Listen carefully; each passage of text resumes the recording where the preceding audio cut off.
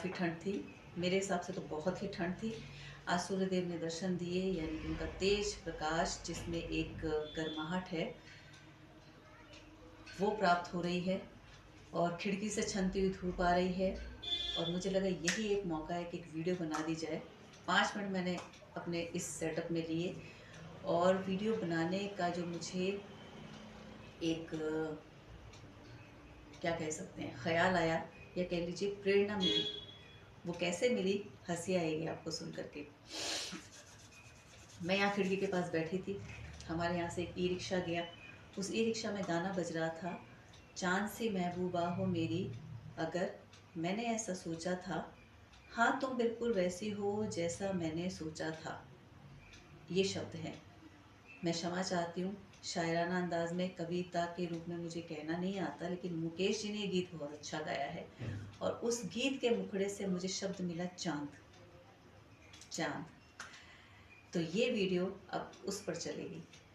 मैंने अपनी पहले वाली वीडियो में कहा था कि मैं आने वाली वीडियोस में शब्दों पर आधारित वीडियोस बनाऊंगी और उसका उद्देश्य यही है कि जितने भी हम शब्द अपने रोज़मर्रा के जीवन में सुनते हैं, जैसे आवाज़ आएगी तो उसको जस्ट इग्नोर इट। जितने भी शब्द हम सुनते हैं, न जाने अरबों खरबों कितने शब्द हम सुनते हैं, और उन शब्दों का हमारे जीवन पर, हमारी पर्सनालिटी पर, यानी कि व्यक्तित्व पर, हमारे जहन में हर तरह से उसका जो प्रभाव पड़ता है उसे हम अक्सर नज़रअंदाज कर देते हैं, बशर्ते कि वो शब्दों के अर्थ हमें आते हों। तो उन्हीं शब्दों को लेकर मैंने शब्द लिया चाँद। अब आपको हंसी आएगी क्योंकि ये थोड़ी सी व्यंग्यात्मक हो सकती है वीडियो, लेकिन उस व्यंग्य के पीछे भी कहीं ना कहीं एक तत्व है, एक सत्य है।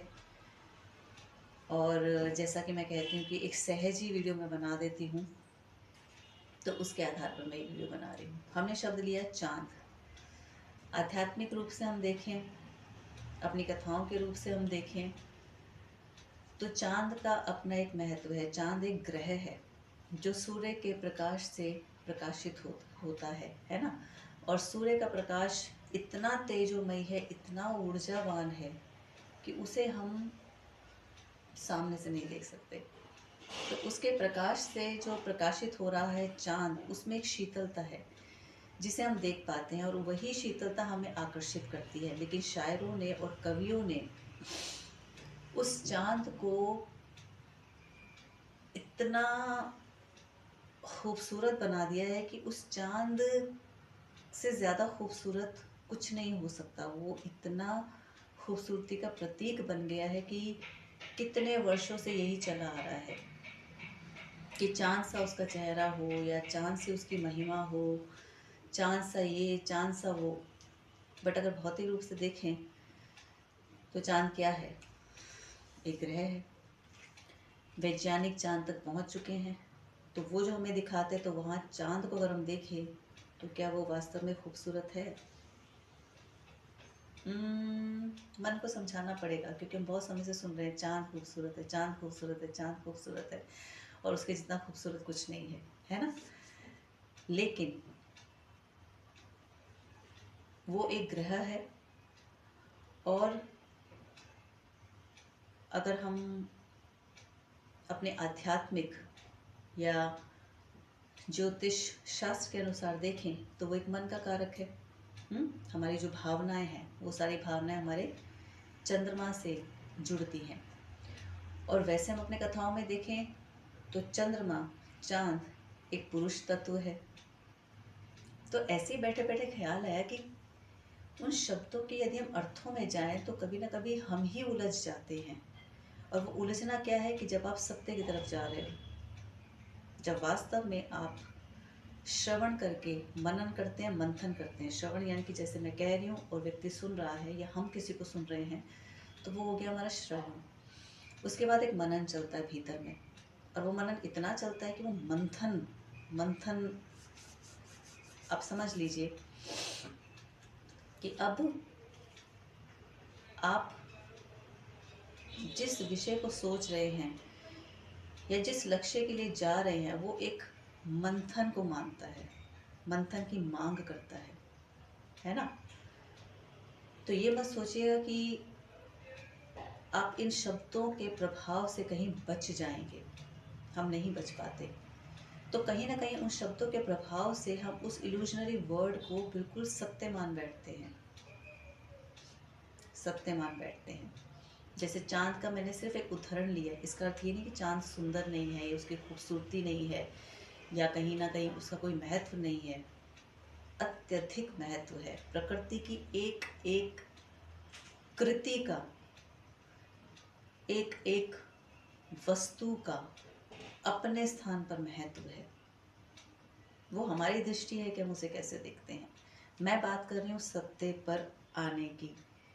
सत्य, जैसे हम कहते हैं कि हम सच जानना चाहते हैं, हम सच्चे रहना चाहते हैं, हम सच में आना चाहते हैं, बट कभी भी हम अपने भीतर में मनन मंथन नहीं करते कि वास्तव में जब सच सामने आएगा या जो सच आपको दिख रहा है,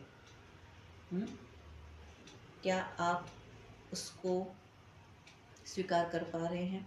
क्या आप उसको एक रिसीविंग मोड में ले पा रहे हैं?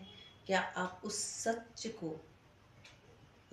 को वास्तव में पचा पा रहे हैं? आप ऐसे तो उच्च कोटि के स्तर पर सत्य देखें तो वो तो अत्यधिक तेजोमयी है, जो तपोमयी होकर के तेजोमयी तक पहुंचता है। लेकिन हम जिन छोटे छोटे सचों की बात करते हैं अपने दिनचर्या में, तो वास्तव में भी हम अगर भीतर तक जाके देखें, गहनता से देखें, तो यदि हम किसी से सच की अपेक्षा कर रहे हैं, तो क्या हम वास्तव में उस सच को देखना चाहते हैं? देखने के बाद हम उस सच को स्वीकार करना चाहते हैं? चाहते हैं, ये हो गई अलग बात। उसको स्वीकार करके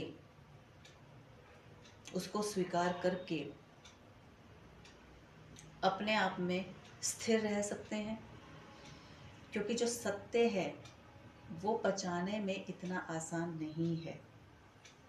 सत्य पचाने में इतना आसान नहीं है।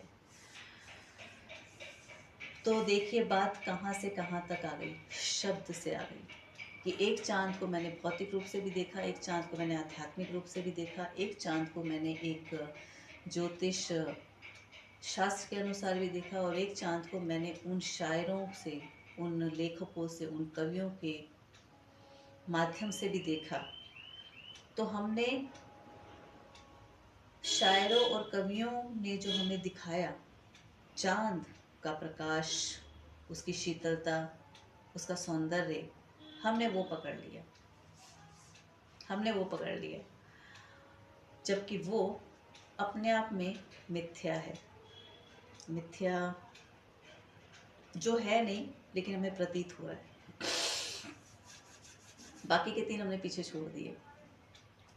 ये एक छोटा सा उदाहरण है उस चीज़ को परिलक्षित करने के लिए कि हम जो अपने दिनचर्या में, डे टू डे लाइफ में लोगों से मिलते हैं, जो लोग जॉब्स कर रहे हैं, जो लोग बिजनेस कर रहे हैं, या जो लोग घर में हैं, उनके आसपास के दायरे में जिनसे भी हम इंटरेक्ट करते हैं, हमें पता है वो सब एक इल्यूजनरी सिचुएशंस क्रिएट की गई हैं।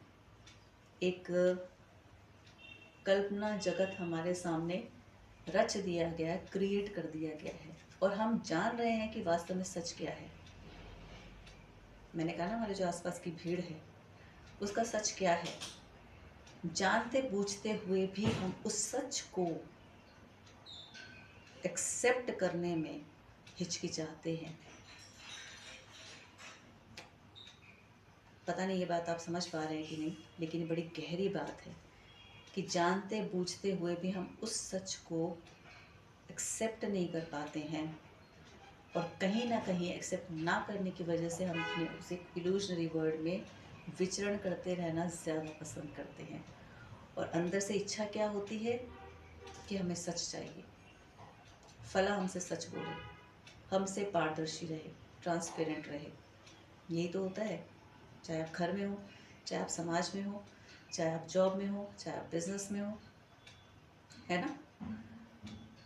तो वास्तव में क्या हम उस सच को जो हम चाह रहे हैं, उस सच को क्या हम एक्सेप्ट कर सकते हैं? हमारे अंदर इतनी ताकत है कि हम उसे एक्सेप्ट कर लें? यदि हम उस सच को वास्तव में चाहते हैं और उसे एक्सेप्ट करना चाहते हैं, तो आप माने या ना माने, जैसे ही आप उस सच को एक्सेप्ट करते हैं, उस सच को जानने की और मानने की इच्छा रखते हैं, चाहते हैं, आप अकेले पड़ जाएंगे। आप अकेले पड़ जाएंगे, चाहे आप परिवार में हो, चाहे आप समाज में हो, चाहे आप वर्क प्लेस पे हो। अकेले इन द सेंस आपको ऐसा लगने लग जाएगा कि आप एक मिसफिट ब्लॉक की तरह है। एक वो ब्लॉक गेम आता था जिसको हम लोग एक फिगर के अकॉर्डिंगली फिक्सअप करते हैं। तो जब हम इस तरह की बात के लिए एक सच को लेकर के चलते हैं या एक सच को ही चाहते हैं, सच से ही अवगत रहना चाहते हैं या उसी के दायरे में रहना चाहते हैं, तो यकीन मानिए आप बिल्कुल उसी ब्लॉक की तरह अपने आप को पाएंगे कि you are totally misfit to this entire society. तो इसीलिए हम अक्सर एक कल्पना जगत में, इल्यूजनरी वर्ल्ड में विचरण करने की कोशिश करते हैं, चाहे आप चाहे चाहे ना चाहें। तो शुरुआत हुई थी हमारी ई रिक्शा के गाने से, चांद से, और चांद से करते करते हम यहाँ तक आ गए, है ना। तो यही विषय रहा और यही सार रहा आज की इस वीडियो का। और उन शब्दों के प्रभाव का हमारे व्यक्तित्व पर कितना बड़ा प्रभाव है, ये हम भीतर से महसूस कर सकते हैं। तो इस वीडियो को मैं यहीं विराम देती हूँ। अगली वीडियो में मैं एक और अलग शब्द लेकर आऊँगी। देखते हैं वो शब्द कहाँ से कहाँ तक जाता है।